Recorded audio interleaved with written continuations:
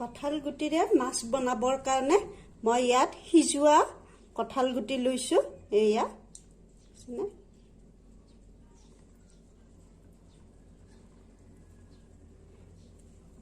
এই কঁঠাল গুটিকেইটা মিক্সিৰ জাৰটোত দি ল'ম। সিজোৱা কঁঠাল গুটি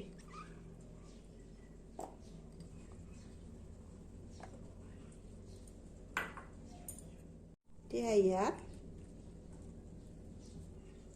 আদা সৰু সৰু দুডোখৰ,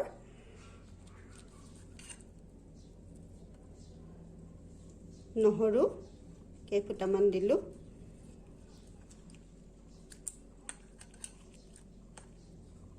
শুকান জলকীয়া 4টা, আপুনি কেঁচা জলকীয়াও দিব পাৰিব।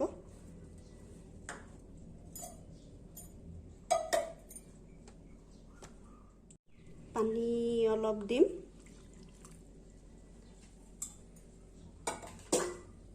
এবাৰ এইখিনি পেষ্ট কৰি ল'ম। এইখিনি পেষ্ট কৰি ল'লো। মই ইয়াত পিছত আৰু অলপ পানী দিছো।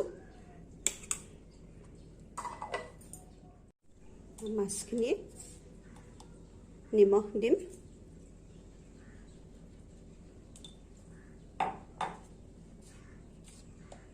হালধি,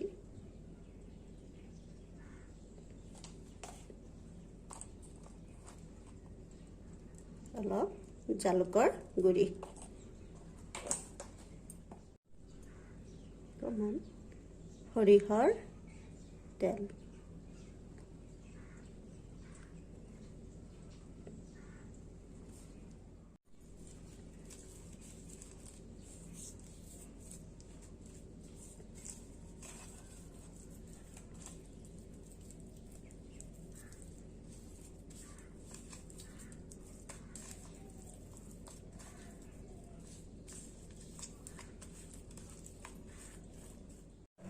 কেৰাহী এটা গৰম হ'বলৈ দিছিলো।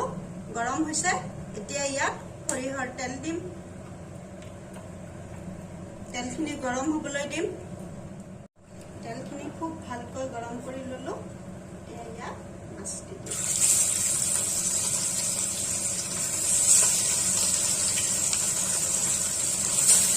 হাই ফ্লেমত আছে। কেৰাহীত লাগি থকা পিঠিটো ভালকৈ হ'বলৈ দিম।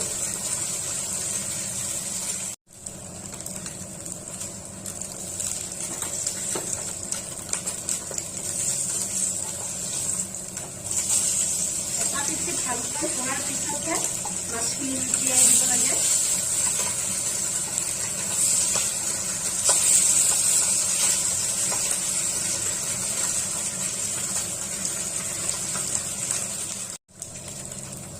মাছখিনি এতিয়া তেলৰ পৰা তুলি ল'ম।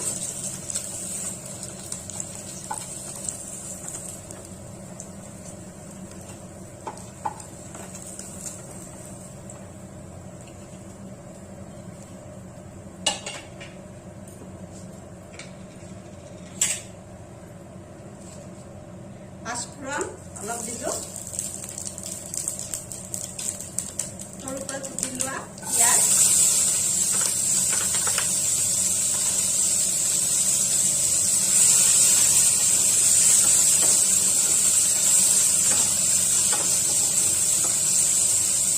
পিঁয়াজখিনি 1 মিনিট সময় ভাজি ল'ম।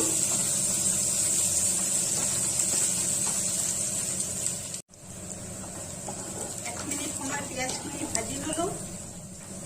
তেল গৰম কৰাৰ পৰা পিঁয়াজ ভাজালৈকে মই হাই ফ্লেমতে ৰাখিছিলো। এতিয়া মিডিয়ামত দিম।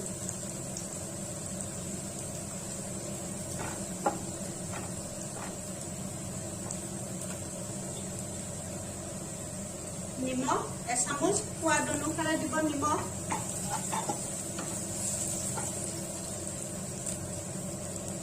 হালধি,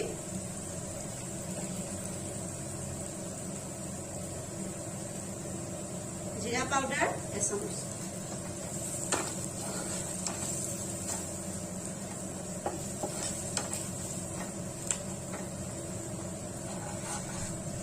এতিয়া ইয়াত অকণমান পানী দিম যাতে মছলাখিনি বেয়া হৈ যায়।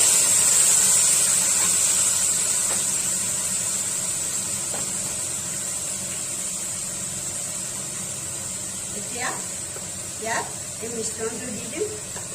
পেষ্টটো বইল কঁঠাল গুটি, নহৰু, আদা আৰু জলকীয়া।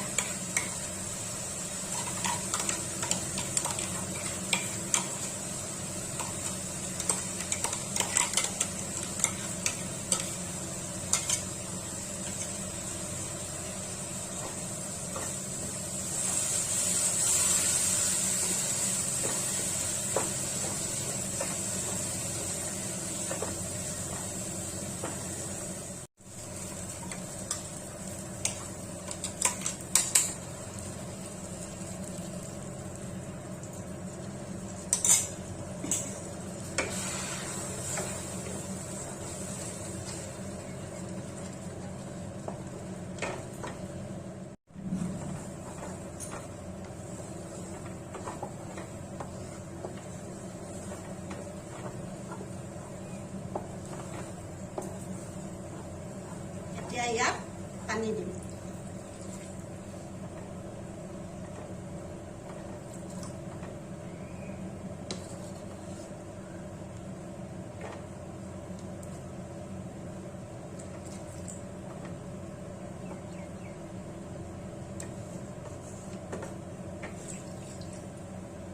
এগিলাস পানী দিলো।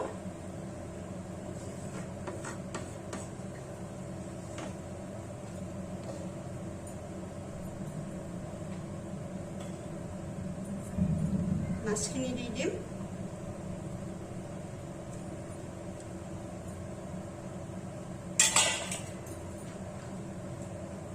ঢাকনিখন দি দিলো। হাই ফ্লেমত 5 মিনিটৰ কাৰণে খিনি হ'বলৈ দিম। হাই ফ্লেমত 5 মিনিটৰ কাৰণে হ'বলৈ দিছিলো। মাজে মাজে ঢাকনিখন গুচাই লৰাই আছিলো।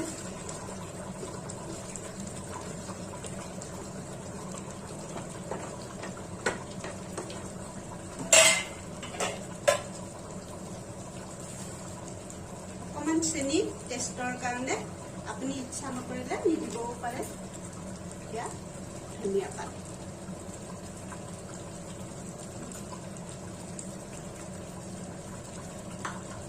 কঁঠাল গুটিৰে মাছ ৰান্ধি হ'ল।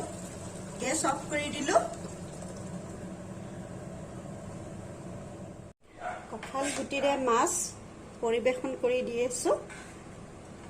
খুব সহজ ৰেচিপি, পুষ্টিকৰ হয়। কঁঠাল গুটিত বহুত পুষ্টি আছে, আমি প্ৰত্যেকেই জানোৱে।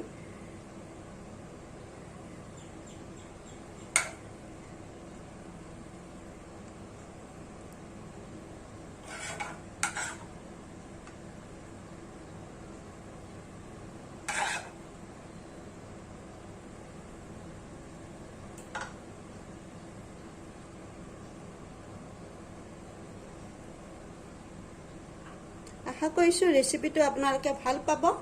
যদি ৰেচিপিটো ভাল লাগিছে তেন্তে লাইক কৰিব, শ্বেয়াৰ কৰিব আৰু ছাবস্ক্ৰাইব কৰিব।